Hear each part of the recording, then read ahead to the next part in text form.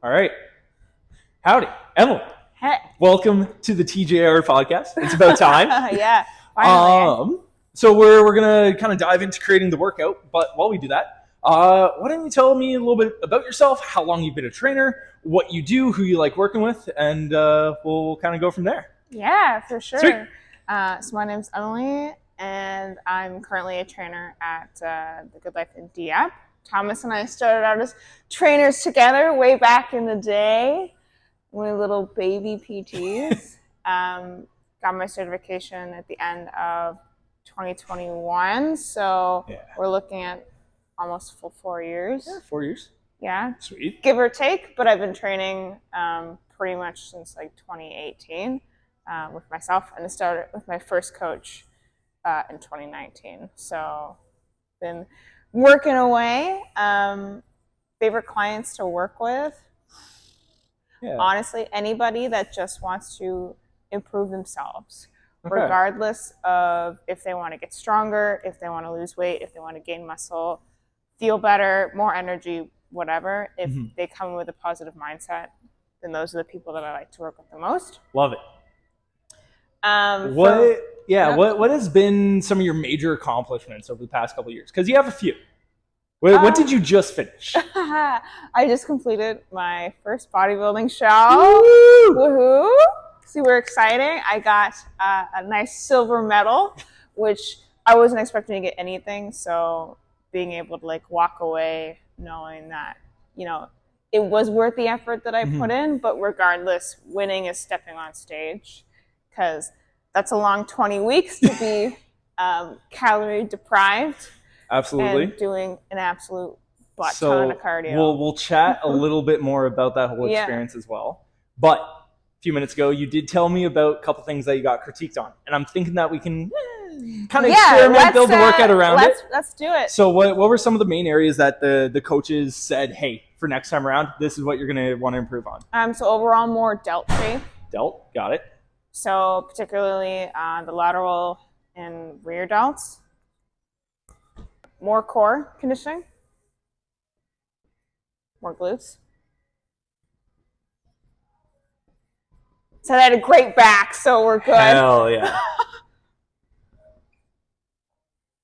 Yeah, I would say number one would probably be delts for sure. Sweet. And then I guess glutes, like for bikini, it's not so much as wellness, but like that glute ham tie-in. Ooh.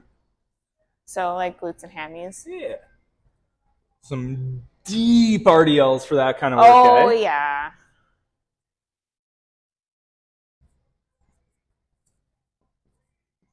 Okay. I'm really spending a lot of time at the bottom in that stretch position. So like good mornings and stuff like that would really help. Yep. Yeah, and like overall, I need to be like a little bit leaner, but my coach and I it was your first comp. You're never going to be. No, and that's the thing. If you get too lean without enough core conditioning, like all you're going to see is rib cage. Yeah. Right, and that's no good either, right? Okay. So it's kind of like a double-edged sword. Like, do I come in leaner for your first competition and have no core definition, or so it's just right. Okay. And like the style of training I wish I did before, like that powerlifting strength style. Oh yeah. You don't do crunches and stuff, right? Like that's not really something you focus on. Yeah. So it was a huge switch. So I just really, when we started working together, it was like more body recomp and like trying to put on more muscle, but we just didn't have enough time. Right. So now I have a full year to put on some serious gains, which means eating lots of food. Which is fantastic.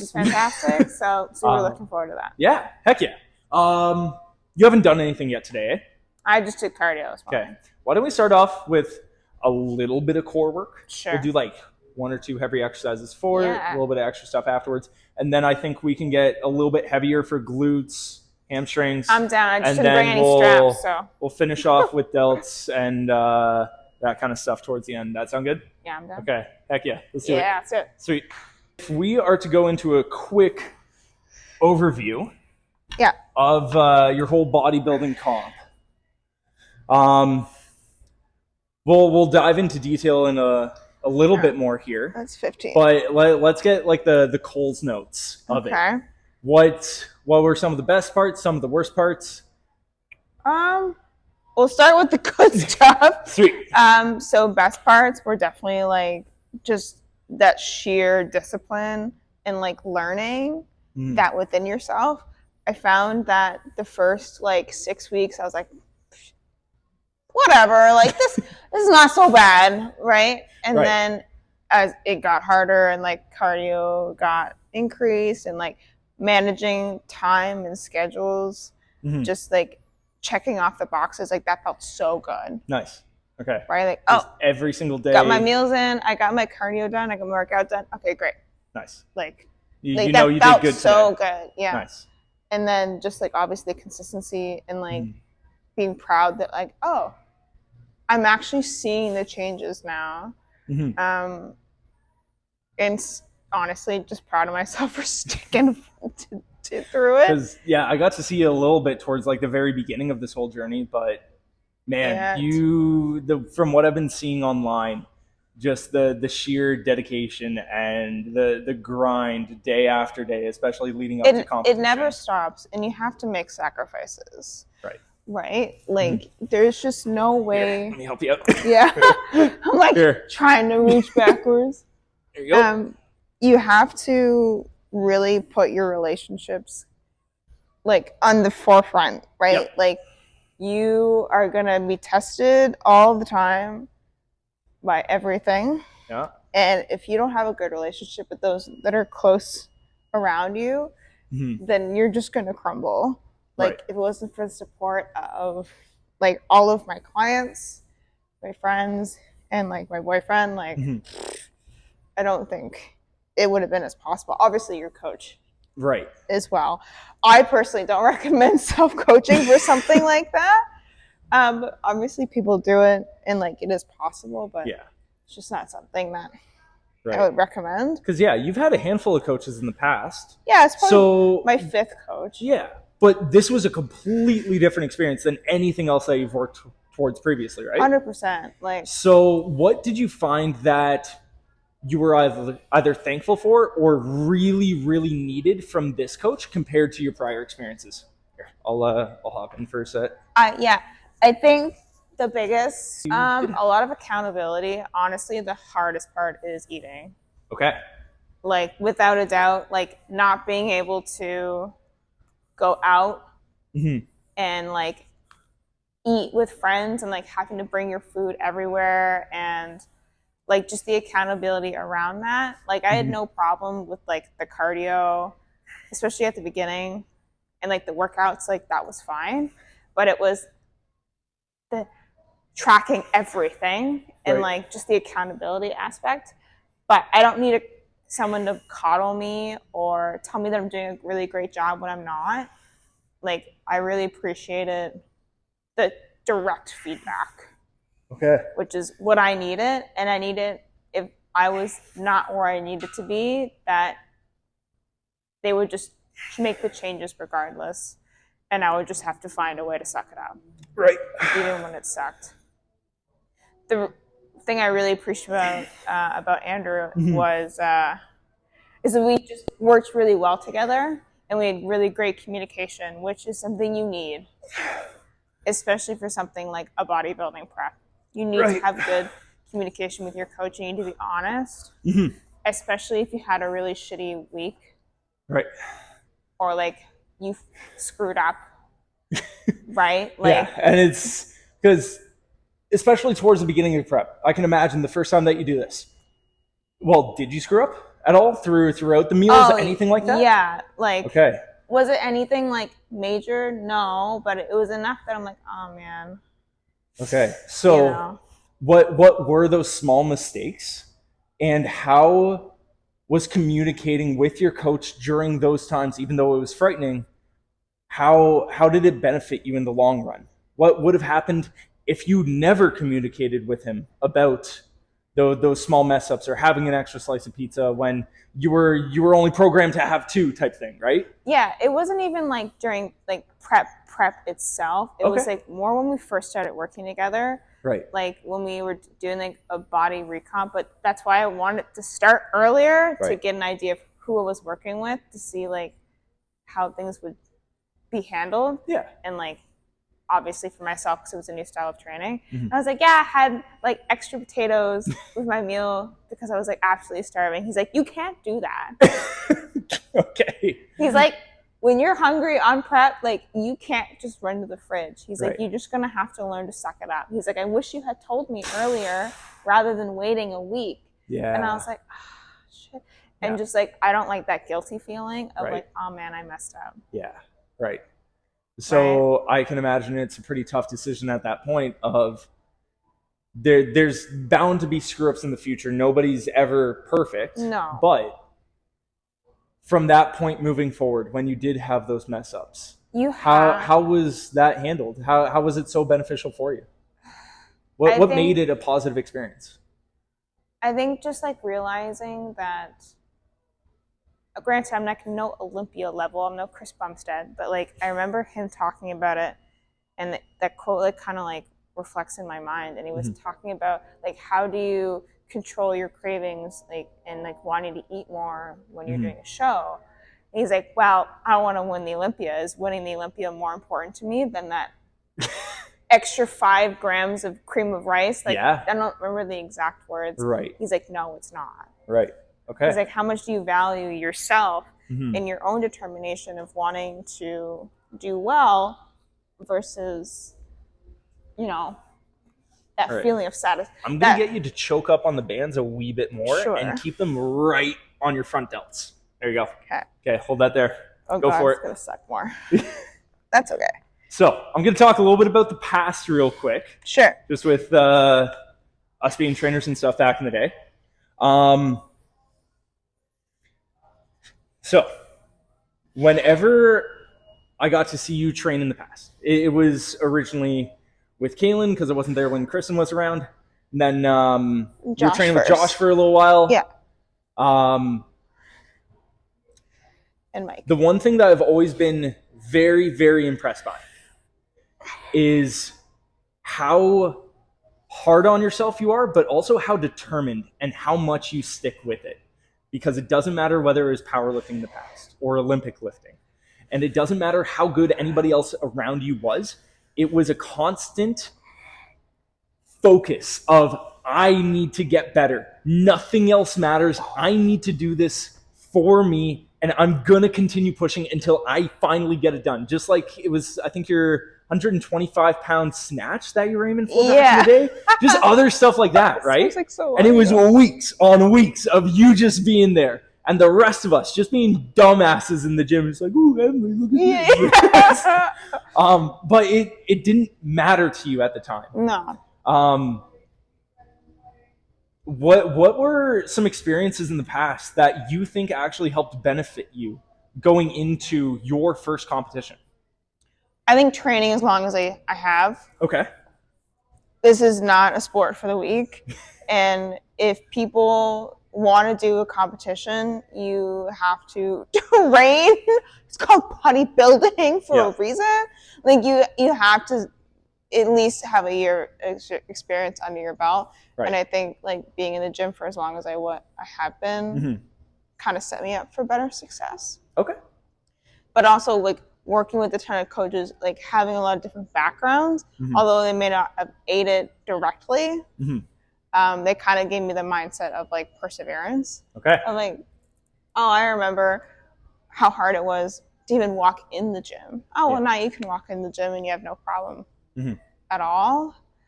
Right, because that was one of your first massive battles. Yeah, I just was terrified to walk in. Yeah. Right. So what was... Quick transition. Yeah. What originally got you started in the gym? What's kind of your origin story there? Yeah, so, gosh, such a long story. You want to swap? Well, you got the chance to talk about it? Do a set there, buddy. Yeah. Come on. Yeah. So when I first started going to the gym, I was 19. I had been living in Moncton for like probably about a year and a half at that point. And all I did was cardio. That's it. Yeah. Because I was terrified of putting weight back on. Obviously, you know that I struggled with anorexia when I was in high school. Yep. And was super underweight, you know, unhealthy, just a terrible mental battle. And happy to say that by that point, it was recovered. The scars are still always there. Right. Right. And I think as much as I said that I was recovered, I really wasn't, because me going to the gym and like running on the treadmill for an hour was like my way of like earning food. Yeah, like a few extra calories that day. Right? Exactly. So I didn't feel so guilty about it. And then after being in the gym and like constantly there, my first trainer approached me and was like, hey, you know, we should train. Let's have a session. And I was like, I don't know. But I did it anyways. And like, I was like, you know what? Maybe this is my chance to, you know, improve my relationship with the gym rather than just torturing myself with endless cardio. So we got started, and at first I was like, I don't really know if I like this. I don't know if this is for me. Maybe this is a waste of money. Right. And then I was like, I actually stuck with it, and I said, it's actually not so bad. I actually am enjoying this. And we got to the point where I was like deadlifting like 100 pounds, because by that point I was still very small. And do you know how much you weighed when you first started? When I first started training, 115. Okay. Dang. Something like that. And obviously, as I mentioned earlier, I was 117 show day. Oof. Yeah. So like, but I looked like, you know, I didn't look sick, but like you could definitely tell that like I was lean. Right. And so then you built up. I built up, and then COVID happened, and then I lost all my progress, and then came back. And then that trainer left to go on maternity leave, and I started with Josh. And that's where things really took a big turn. Like we started lifting like more heavy and like kind of getting into that powerlifting, Olympic lifting like kind of style. Right. And I really loved that. And it kind of gave me that sense of purpose of like, oh, I'm appreciating what my body can do physically rather than what it looks like physically. Okay. Sweet. And, you know, obviously loved it so much. We kept training, and then the jerk left. And then I, you know, moved in working with Kayla, and then we continued on the lifting, still building muscle, still getting strong. Yeah. And then, you know, kind of kept it going with Mike. And then obviously with my shoulder injury, like the powerlifting and Olympic was not, it wasn't going to go any further because I physically couldn't do it without hurting myself anymore. Yeah. And then I kind of felt lost. Okay. Because I had no goal. Yeah, there wasn't anything to strive for anymore once that powerlifting and Olympic lifting was gone. Like, I don't know, like it felt like I didn't have a purpose. So like I was talking to a few people, and I was like, you know, bodybuilding would be fun, but like I was really scared about the food. Yeah. Oh yeah. Like so scared. And I was like, you know what, screw it. Like, let's reach out to people. Let's see if I can find a coach that will kind of like understand and like help me through this, because I didn't care. I just kind of ate whatever I wanted. Right. If I'm honest. Yep. And I look back at pictures from a year ago, and I'm like, oh my God, Emily, like years ago. But like I didn't see it that way. Right. And like, you know, after like coming off post show, obviously it's hard because like things change so quickly. Right. But bodybuilding kind of gave me something to strive towards again. Okay. And it was so fun and interesting to like see your body change in a good way. You know, like we went through original body recomp. Like I think I lost like 12 pounds or whatever. It looked completely different. And then we were like, hey, let's put on a ton of muscle. But we didn't have as much time as we had wanted. So there wasn't really as much there that we both wanted. We knew that going into it. But this was the first show. There's going to be things that you don't achieve anyways, right? Exactly. There's like even like the highest level, right? Like Miss Bikini Olympia, right? Still has something to strive towards and work towards. And you know, obviously getting a silver medal was awesome. Absolutely. Like I said, did not expect anything, so I was very, very happy. And now I feel like I have something to work towards again. Something that's actually like feasible in my what currently I'm capable of. But honestly, like as much as it is like physically demanding, like getting into the gym, doing all that cardio, it was so good for me mentally because it gave me purpose. Right. With the initial beginnings. Yeah, and like by the end, like you're just like, oh my God, can this just be over? Because you're just so tired. Right. And would like, you prefer to have that feeling that you did there of getting ready for that show, all the work that you put in? Would you rather have the ebbs and flows of that compared to where you didn't have anything a year ago? Absolutely. Yeah? Okay.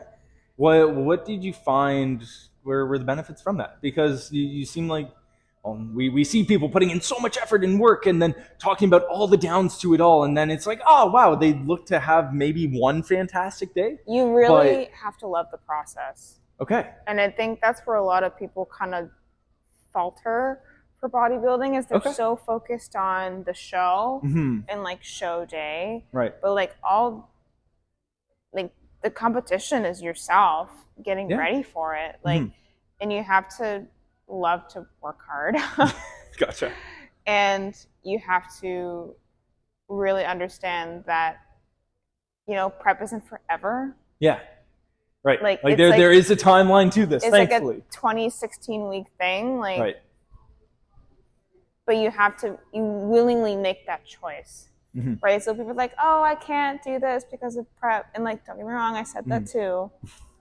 But like looking back on it, I'm like, oh, well, I did that because I wanted to do well. Right.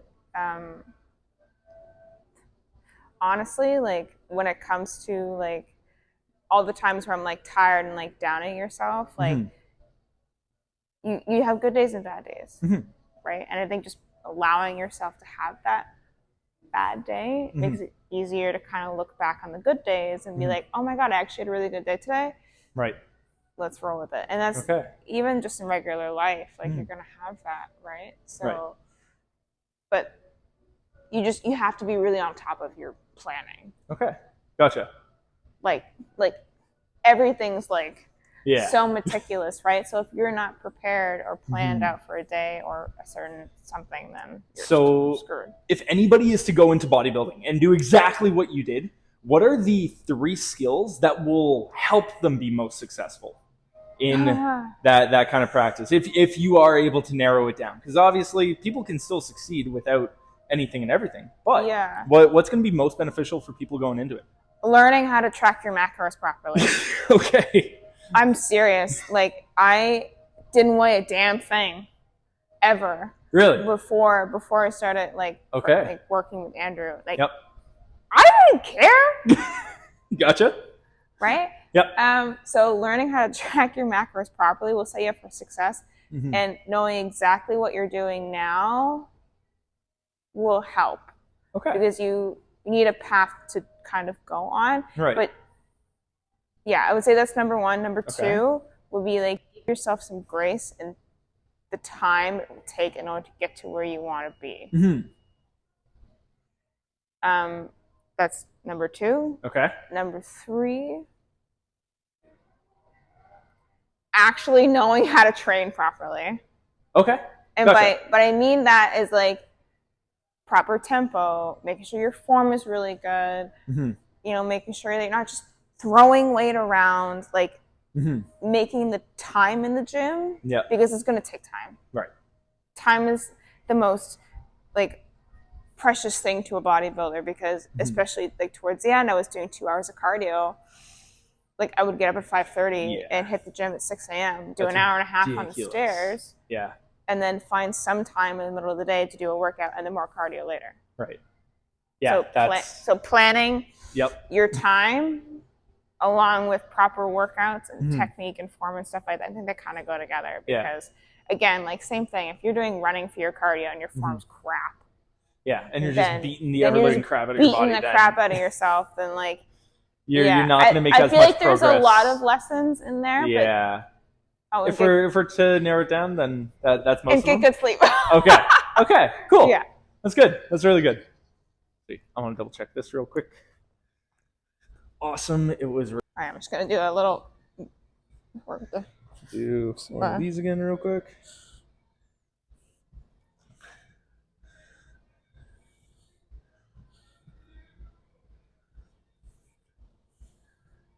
Yeah, I think we're all right there.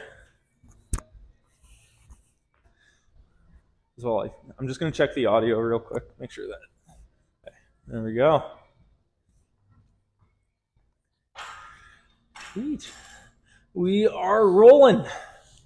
Awesome. So, in that case, what's in store next for Emily? What are you up to? What are you working towards this summer? So right now, 1 week post show, in our reverse diet recovery phase. So obviously post show, your hunger hormones are like insane, and you just want to eat everything, which is exactly how I feel right now. So just taking the time to bring your body back to equilibrium. Yeah. Making sure that like health's good, hormones are in check. True. Super important. Get your blood work done. Yep. How often did you take your blood work leading up to comp? I got it done beforehand. Yep. And then I have a doctor's appointment in like a week and a half. Okay, cool. To get it done again. So we shall see about that. And then after like the 1 month recovery phase is done, it's bulk of season, baby. Okay, nice. So do you have any goals set in mind for that? Is it just kind of you and Andrew will revisit that conversation? Like weight-wise? Yeah, whether it's weight-wise or increase in measurement, anything like that. Well, obviously, like the things we talked, like the shoulders, glutes, all that stuff. That's going to be like main heavy focus, especially the shoulders. Right. Like I have big quads. Like I probably don't need to train quads. Right.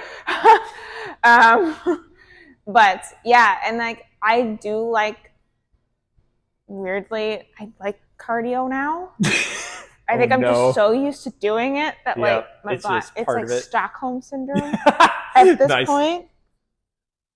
And so after the month, then just putting on not all the weight that I lost. You can include a 2-second pause on the bottom. That's fine.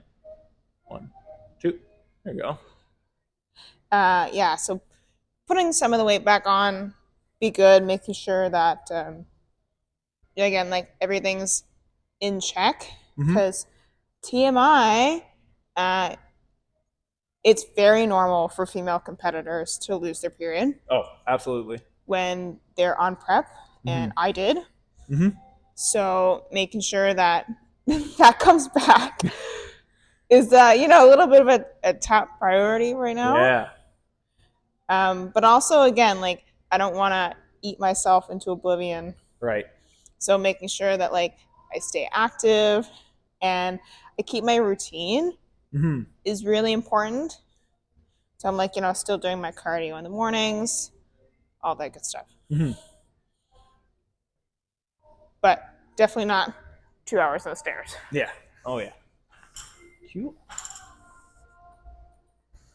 Yeah, and then obviously I'd like to compete again next year. So sweet.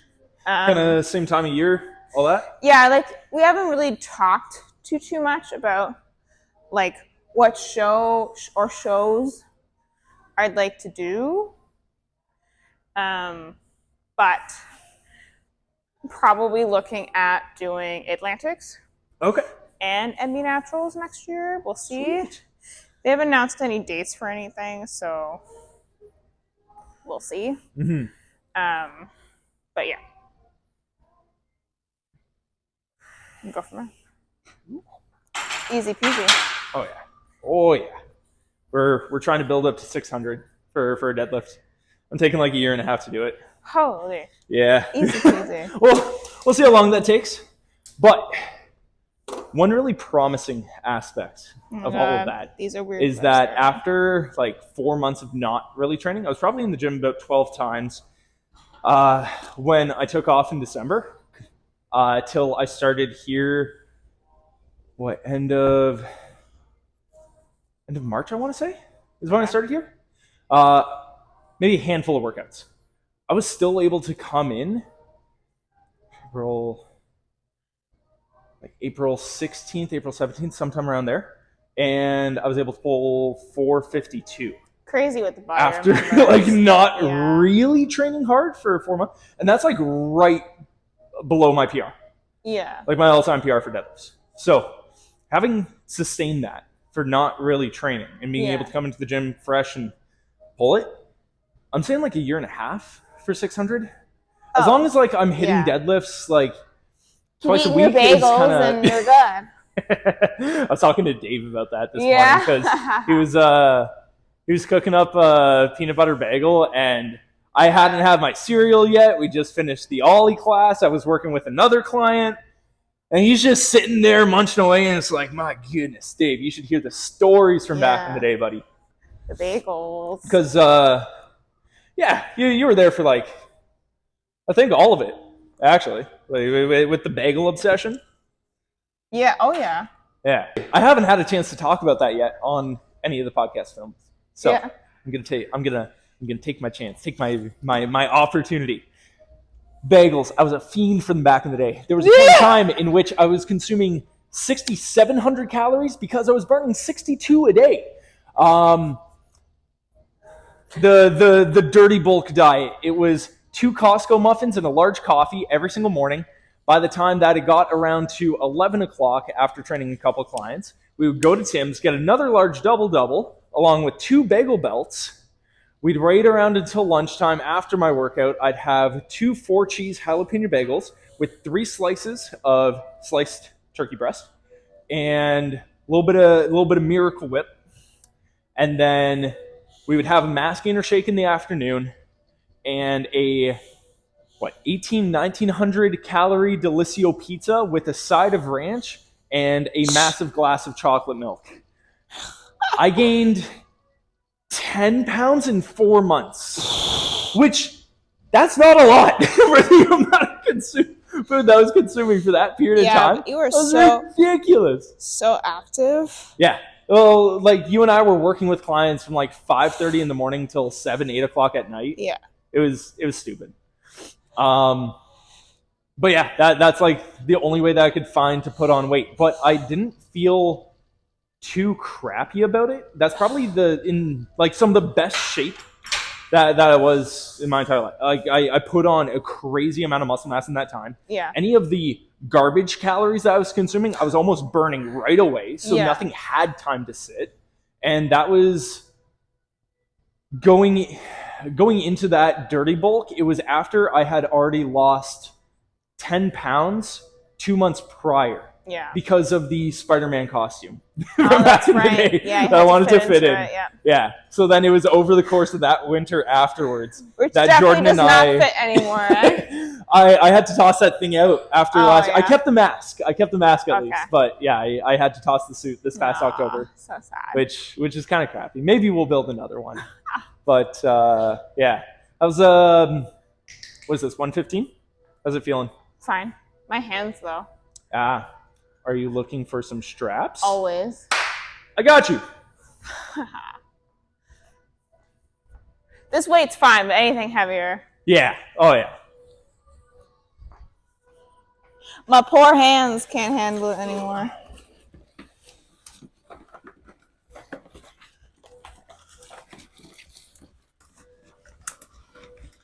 Where you at?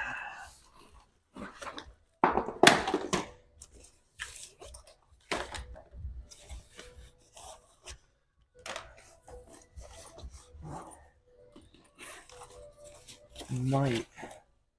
No. Okay. We're using these ones. So I had a period of time where I had made, I think, close to like 80 sets of straps.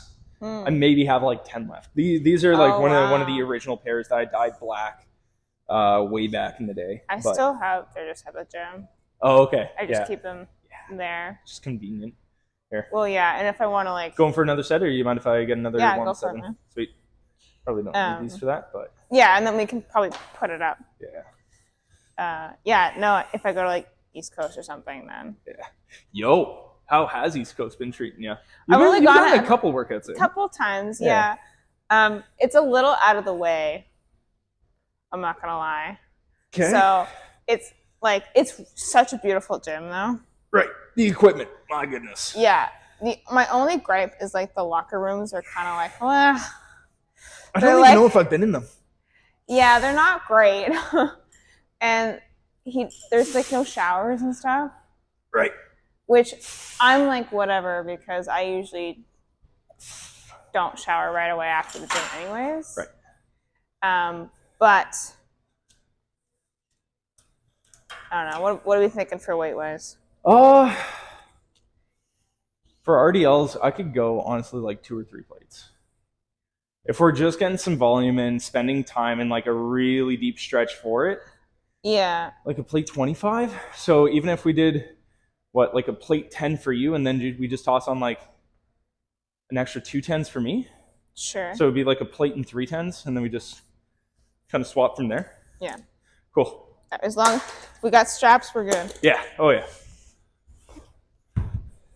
Ooh, injury risk must be pretty high for you right now. Yes. Just with being dehydrated for past month. Yeah, it sucked. Honestly, nothing sucks more than those diuretics I had to take. Oh my God. So it wasn't so bad like the first day. Okay. And then it started making me nauseous. Ooh.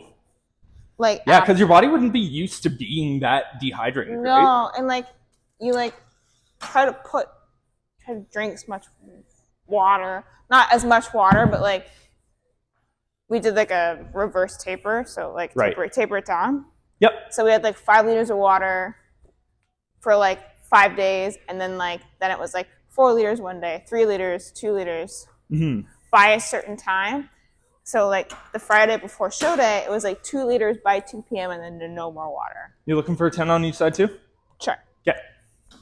So that like was without a doubt the hardest part. Right. Was being dehydrated like that, and then like waking up on show day and then having to eat at like 5 a.m. Yep. Which sucked, by the way. How difficult was show day itself in comparison to everything else? I was super nervous. Okay. But I think it was just like the adrenaline kicking in. Yep. It's like, I got absolutely depleted for like 4 days leading up to it.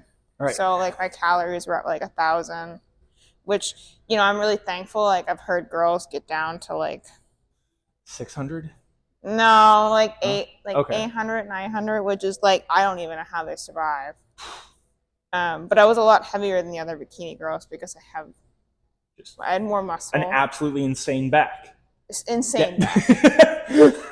These are really fucking wings for days. Yeah. And so like 1,000 calories, and I was eating like 50 grams of carbs. Damn. Plus, that's doing like what, 2 bagels a day?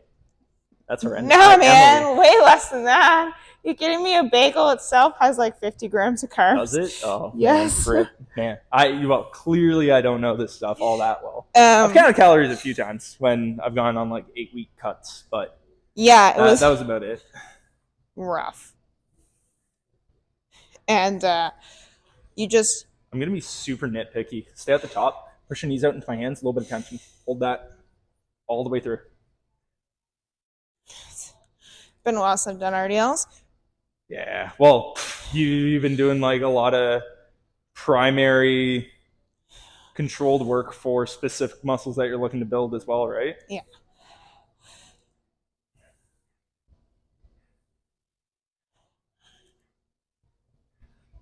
How do those feel? Good. Nice.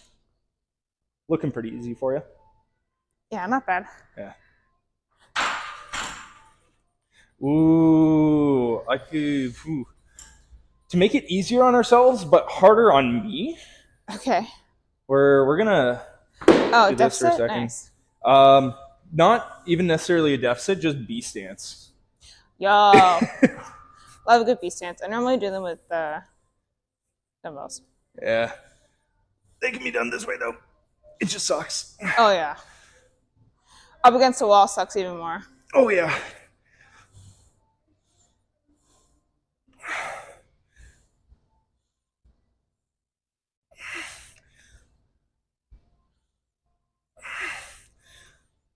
Nice.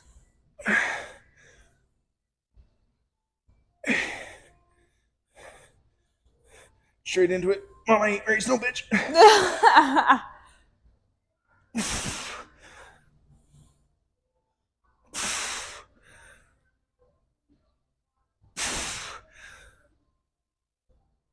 Should have got the straps.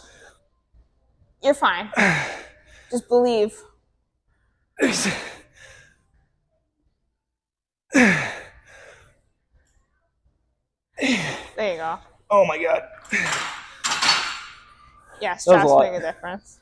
Yeah, I forgot about the whole Ollie class crap this morning. Yeah. There is one common question that I've asked pretty much everybody. Okay. Who I've been able to do this with, had the honor of. If someone's looking for a coach, looking for a personal trainer to help them get to their goals, what are 3 things that you would always recommend that somebody looks for in a coach? It's not even something like to look for in a coach, but just like when you're kind of looking into it, is like don't just pick the first trainer that you come across. Okay. Like take your time and like ask questions. Gotcha. If I were looking for another coach, I would ask, what are your qualifications? Okay. And how long have you been coaching for? Yeah. Like, tell me about them and why did you take these courses in particular? Okay.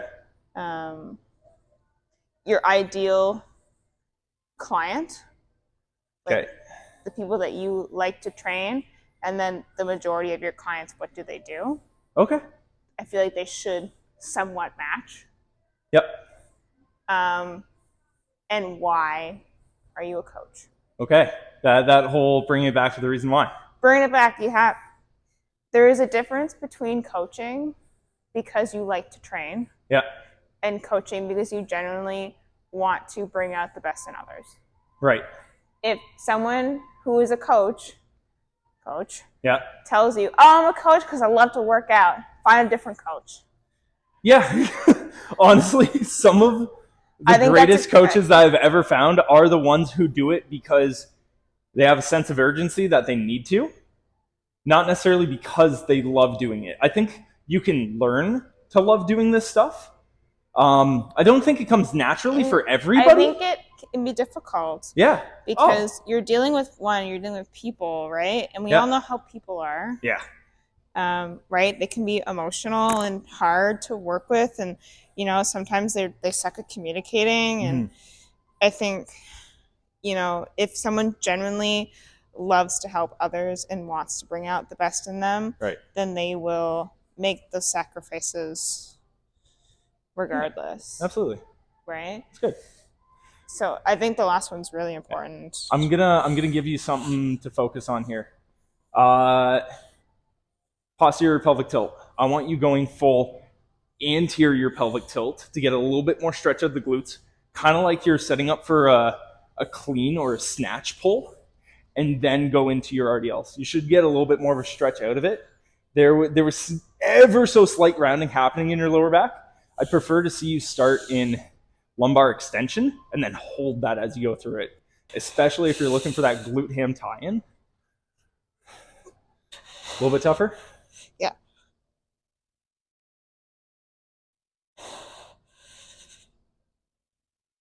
There you go.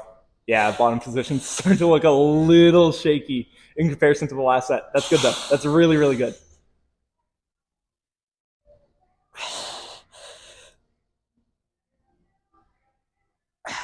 Nicely done. Good shit. Okay, it's time to take sweater off. Yeah. I think I'll do one more set of these, then we'll move on to the next thing. Yeah, like what's been your proudest moment since coming to raise the bar? Dang. In a short period of time. Yeah. Because if I started here back in, March or April? Yeah. It's been like just over 2 months type thing, 3 months, something like that.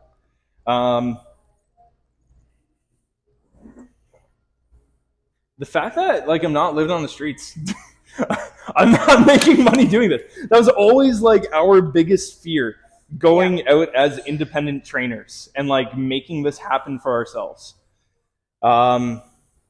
It's terrifying. You're running your own business. You are fully responsible for everything that happens. Yeah. There is nobody else that you can blame if you can't pay your rent.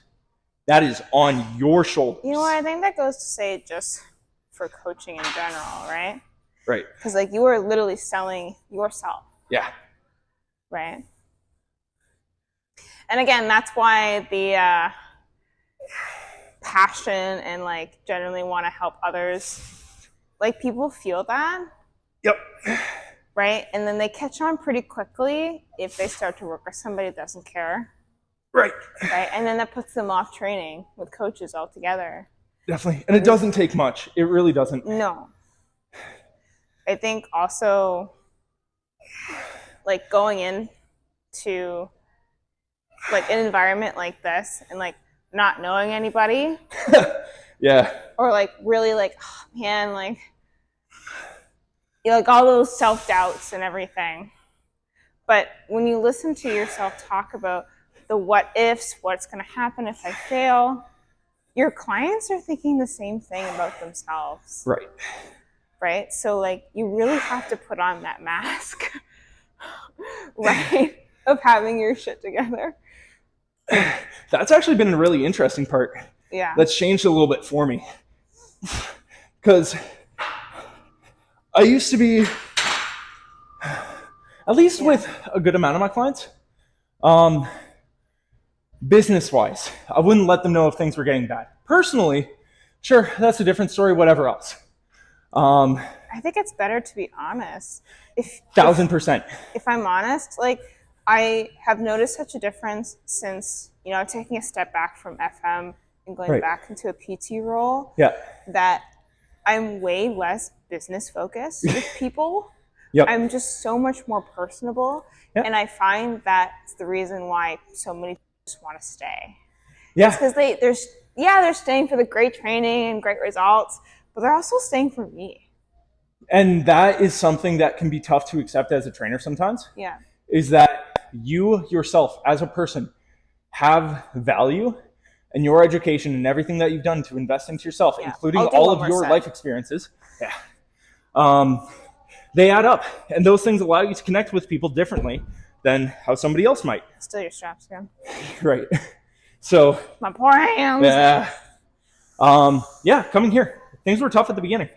And thankfully, within my first month, I gained a phenomenal client.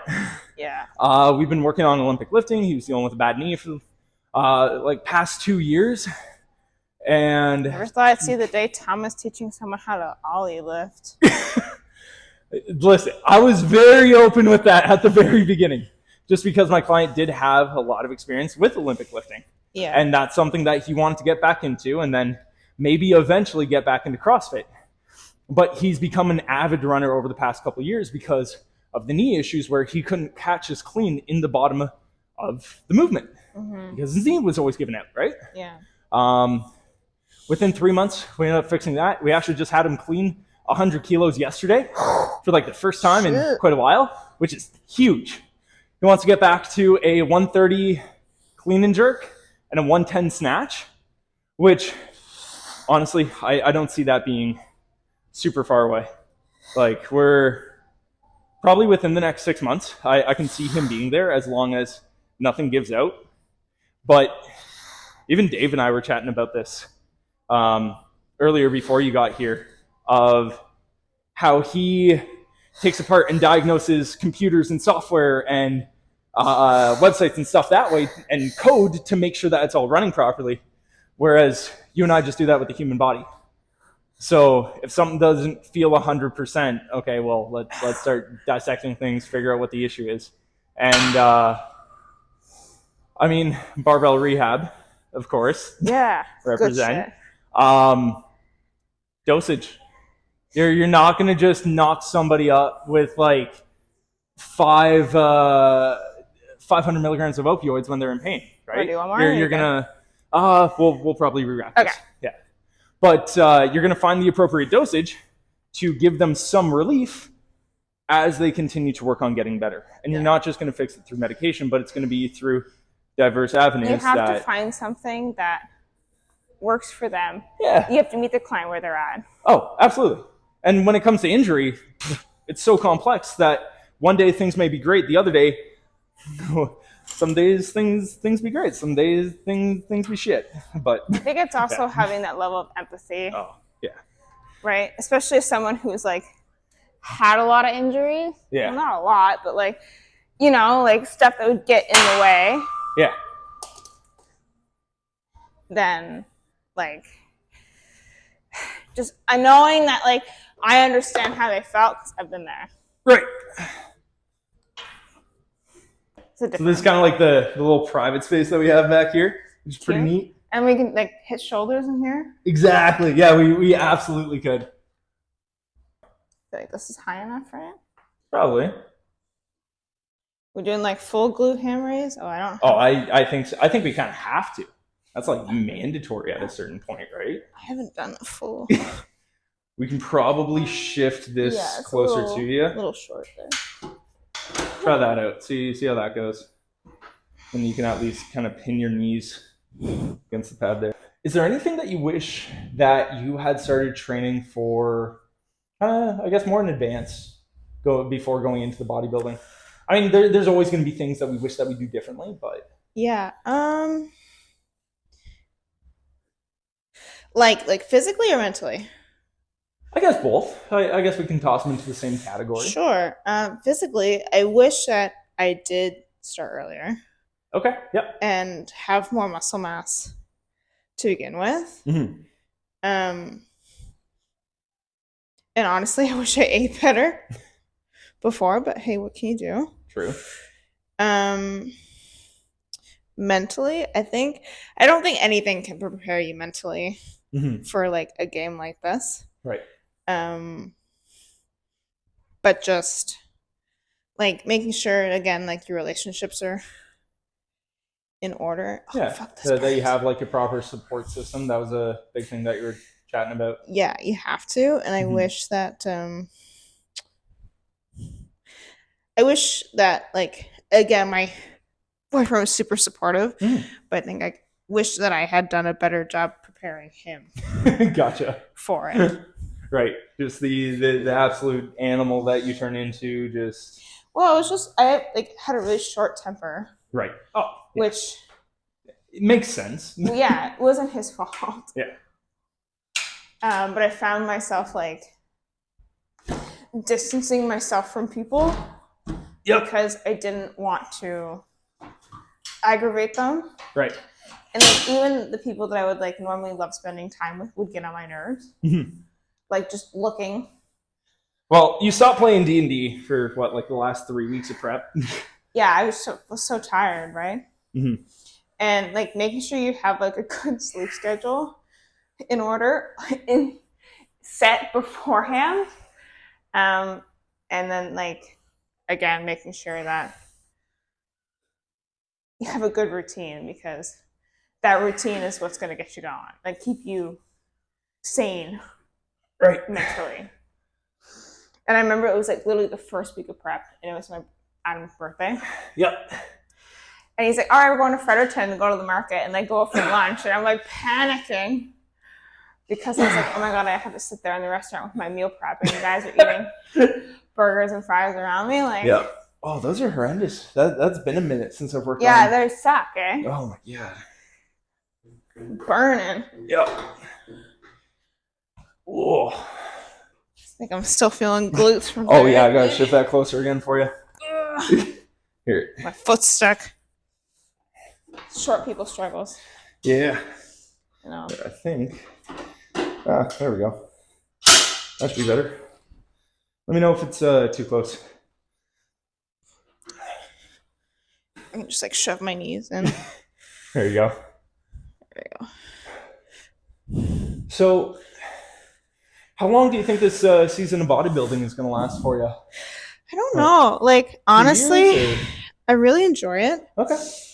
And it's kind of like really far-fetched. But, you know, maybe do a couple shows, and Yeah. I think I'd like to win an overall title once would be fun. True. Yeah. And then I don't know, my posing coach and like my coach both said I have a great shape for bikini. Nice. Even though I trained in such like a different style. Oh god, Right. they suck. And I don't know, there are such things as natural pro cards. Okay. Yep. Because I would like to stay natty. Oh, absolutely. And maybe go for that. But we'll see. I'll be a little tiny set or something. Oh man. Are there any other avenues of training that you want to experiment with eventually? Because I mean, I've been like a jack of all trades essentially at this point. A high rocks training. Yeah, there has been a good amount of CrossFit type stuff over the past few months. Yeah. It's been a lot of skill development in a handful of different areas. So even just experimenting around with gymnastics and stuff. Because it's been 2 or 3 years now that I've been screwing around with the whole range of strength, like mobility side and lifting weights there.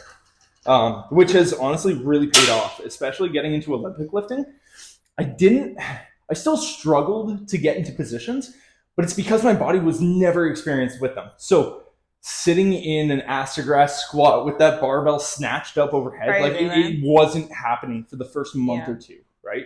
But now I'm getting into my clean and jerks, my snatches, everything else. I'm able to sink down and actually carry that bar down and ride it into the bottom of those movements, which is great. No matter what sport you're doing, mobility is super important. Oh, huge. People say that bodybuilders don't need to do mobility. You're wrong. I might cut you off. You're wrong, because in order to get into those poses, oh my god, I've never had so much lower back pain in my life. Right. It's crazy. Well, I mean, talk to Chris Selkirk about his double bicep pose, eh? It's nuts. You have to have so much mobility and enough stability and the endurance to stay in those positions, because, for like the guys, it's a little bit more prominent because they have more poses. But like, you don't know how long they're gonna have you in comparisons for. Right. So like, you could be there, go in between poses. You could be holding that back pose for like 3 minutes. Yep. Especially if it's a really close call. So like, being able to like have the endurance to like stay in that much pelvic tilt. Yeah. Is nuts. And walking in heels was something that I wasn't mentally prepared for. Oh, just walking in heels? My god, it was the hardest part. Which is walking. Oh yeah. Which is ridiculous because it's walking.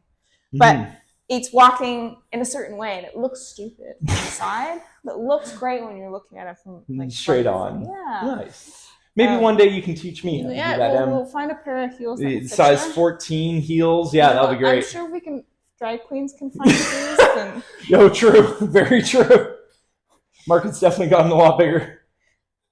Yes. Were there any challenges that you encountered that you didn't expect?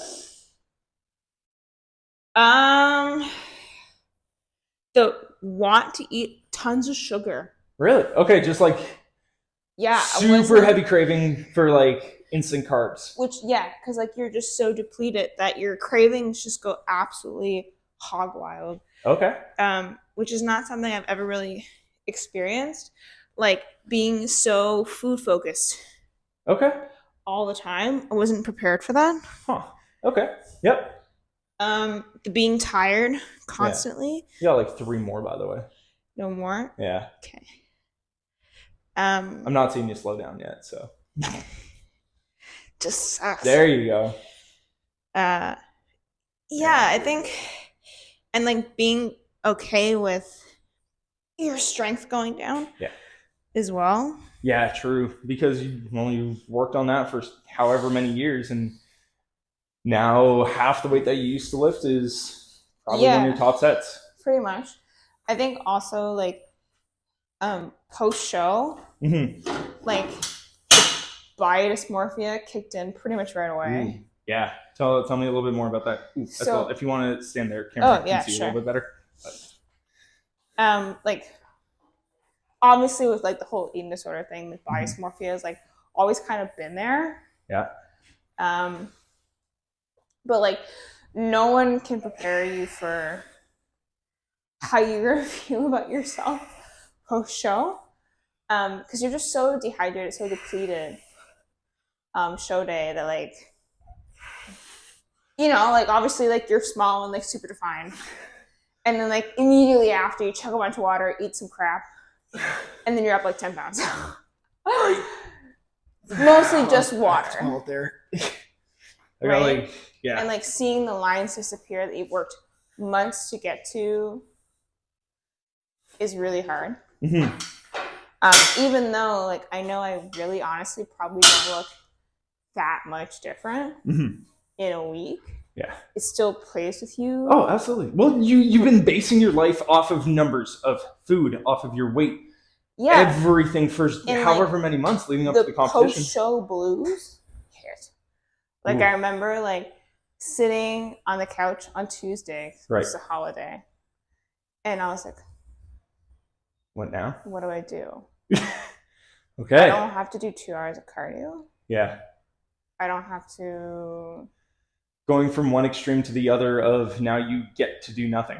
Yeah. It was strange, and like the thought of like eating more food was scary, but also like I'm really excited. Okay. But again, like I can eat more food, but I can't eat as much as I want. Yeah. Right? Because you're slowly ramping your system back up. You have to, otherwise you're going to 30 pounds. Oh, yeah. Because every hormone in your body is saying, hang on to every calorie I take in and don't expend anything. I wouldn't even, I don't think I was lean enough. Well, maybe to get to that point. You were getting pretty damn, like that's the leanest that you've probably been ever since you started the gym. Was it not? I would say so. Yeah. Yeah.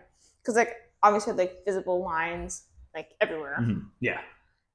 Like particularly. Did you get any like crazy quad veins or anything like that?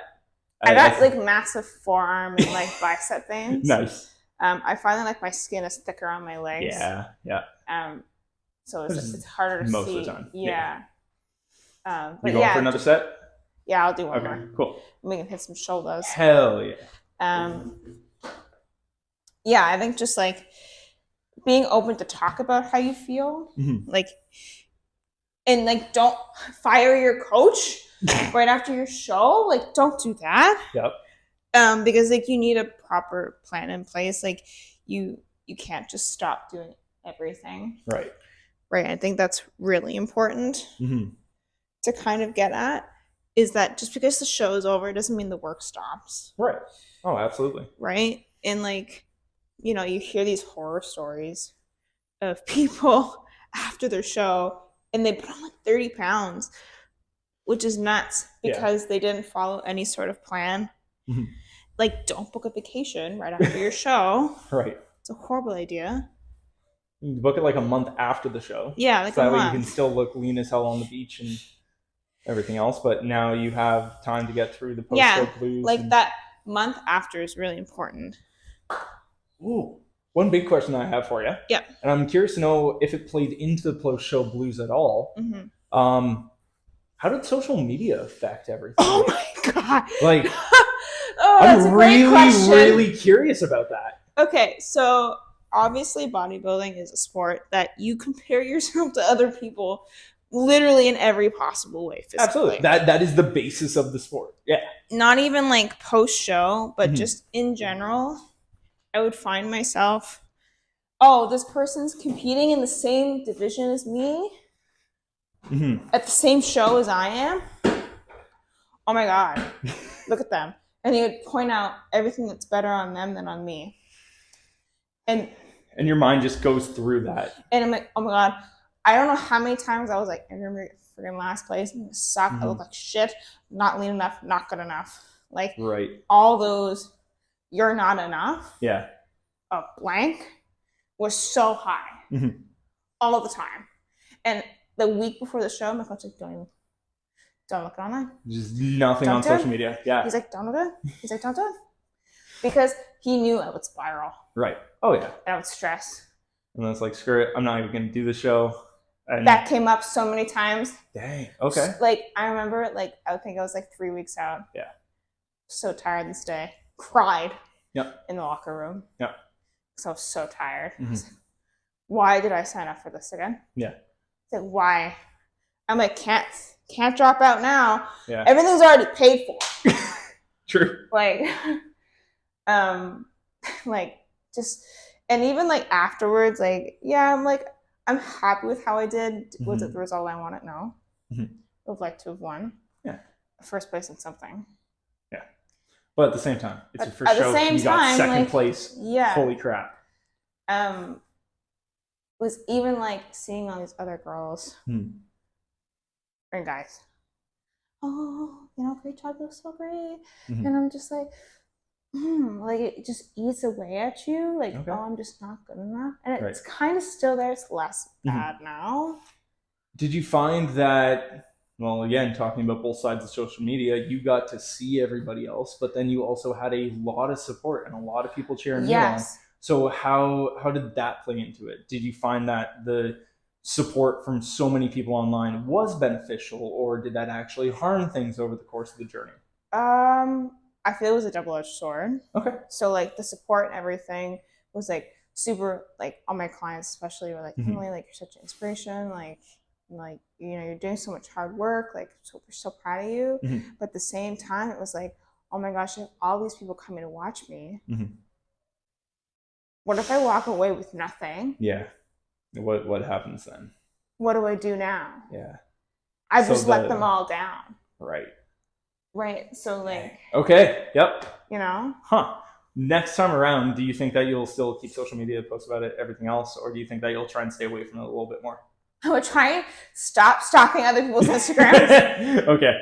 So that's rule number one. I think documenting my own progress helped me, but I have to stay away from looking at other people. Okay. Cool. I think that's a really good. The posting of it is more the accountability for myself.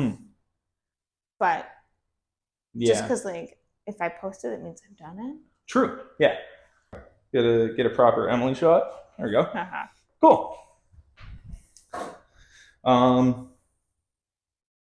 Anything else we want to chat about? Because this will probably be like the final segment, right? I don't know. Nothing I can think of off the top of my head.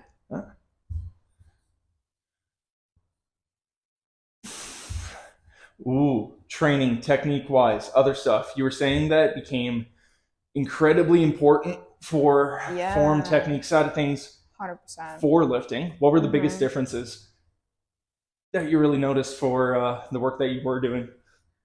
So much more isometrics and playing with tempo. Okay. So you really have to put your ego aside for bodybuilding. As much as, you know, like people like Ronnie Coleman were able to lift so heavy and like do that insane amount of volume. I mean, he destroyed his body in the process.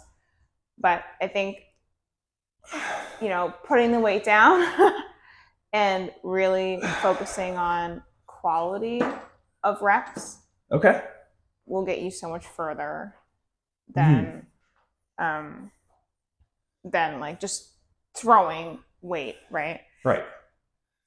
I don't have 12 and a half, so. Do what we can. Yeah. But yeah, so just like making sure that you really do take your time and like spend the extra 5 minutes in the gym and a good warm up. Right.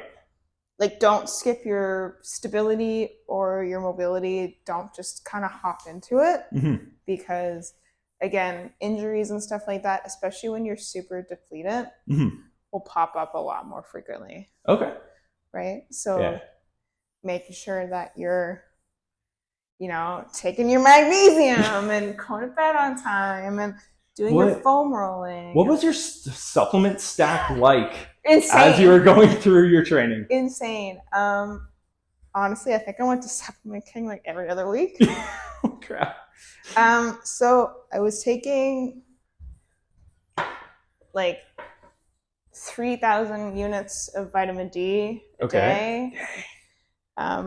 2 omega-3 pills from Costco. I think they're like 1,200. Yeah, sounds something about right. like that. Multivitamin, ashwagandha twice a day, once in the morning, once at night.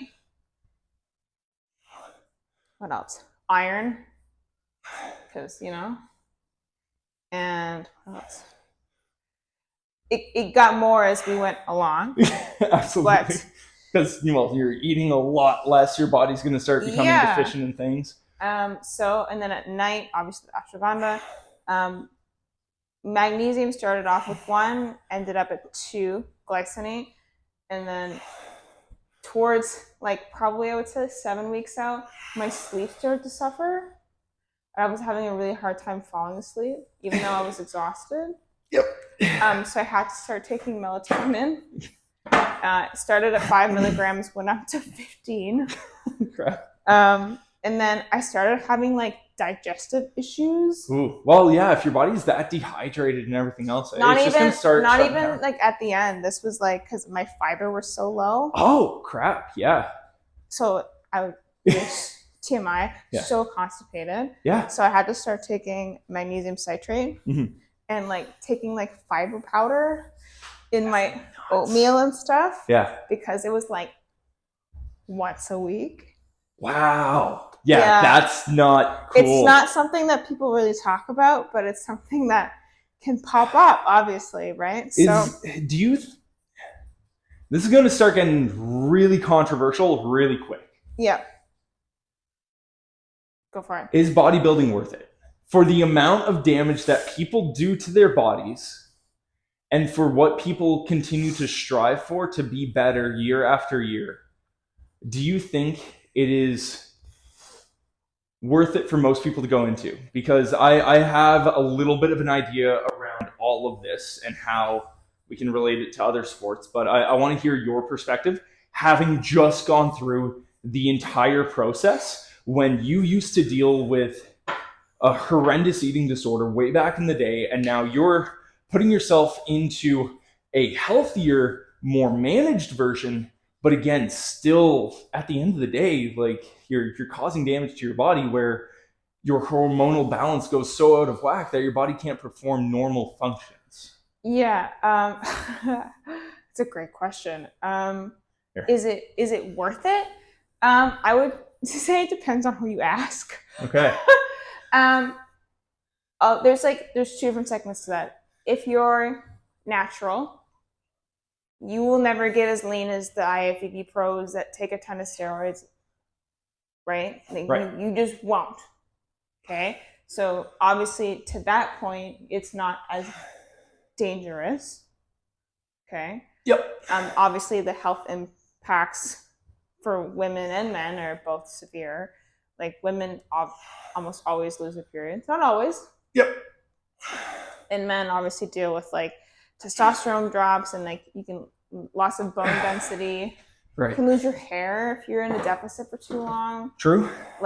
People that do multiple shows a year, you should really do them close together because you just cannot be in that strict of a deficit for so long. Right. If you're smart, go for another set? Yeah. If you're smart and you have a good coach and a good off season, is it worth it? Yes. Okay. And when you come off of your reverse, knowing that you have to put healthy weight back on. If you try to prep again before your body is ready, that's where damage is done. Gotcha. Okay. If you're not natty, if you are, that's a personal decision, right? If you want to start taking performance enhancing drugs, right? True. PEDs, and then that becomes a whole other ball game. Yep. Okay. If you are taking PEDs, it has to be closely monitored. Right. Again, a coach that knows what they're doing. Yeah. And getting your blood work done and all that stuff. I personally don't think steroids are worth it. Gotcha. I don't plan on ever taking them. And again, this is no shade to people that do. But if you're going to take them, just tell people you take them. Yeah, just be honest about it. There's no point in lying about it. Right? Yeah. Ooh. Can I throw in my Go for it. Unexperienced 2 cents. Go for it. Unexperienced 2 cents. Go for it. Absolutely, it's worth it. Everything in life will always have trade-offs. If you decide to have a beer at the end of your workday, okay, so most people don't judge that. The only reason we see bodybuilding have as many stigmas around it as we do is because we are judgmental creatures by nature. We will always find excuses as to why somebody is doing something that we currently aren't. Yeah. And if they are being praised and successful in it, then that just gives us more reasons to come up with excuses as to why they shouldn't be doing it. I'll agree with that. So, but it's like anything in life, like there's always a trade-off. Yeah. Training for an Ironman is going to take a lot of work, a lot of time. Probably more time than bodybuilding. Right. Where you're spending like 4 hours a day working on cardio and whatever else. There's always going to be trade-offs. So we really just need to leave it up to individuals. If somebody believes that it's worth it for them, then you know what? It probably is. If you're not physically in it, you don't understand. No, and everybody's experience is a little bit different, right? Yeah, so being able, taking my dad's number one rule in life, if you're going to be stupid, be smart about it. Do your research. Do your research and screw up as little as possible if you're going to follow through with the action, right? I would actually say screw up as much as you can during an off season so that your prep can go more smoothly. Yeah. In like a bodybuilding standpoint. Sure. Yeah. Yeah, I can see where you're coming from with that. Cool. Hell yeah. Sweet. Emily, so finishing things off. Where can people find you? What are you up to? Tell them a little bit about yourself. Yeah, so I'm actually currently accepting 2 new clients now that I'm less dead inside. I'm at the Good Life in Dieppe. So you can check me on Instagram at Shadowed Sun. And or you can come and drop into the club and say hello. I basically live there. So I'm sure you'll be able to find me or hear me. 100%. Very true, very true. Sweet. All right. Thank you for your time, man. Hell yeah.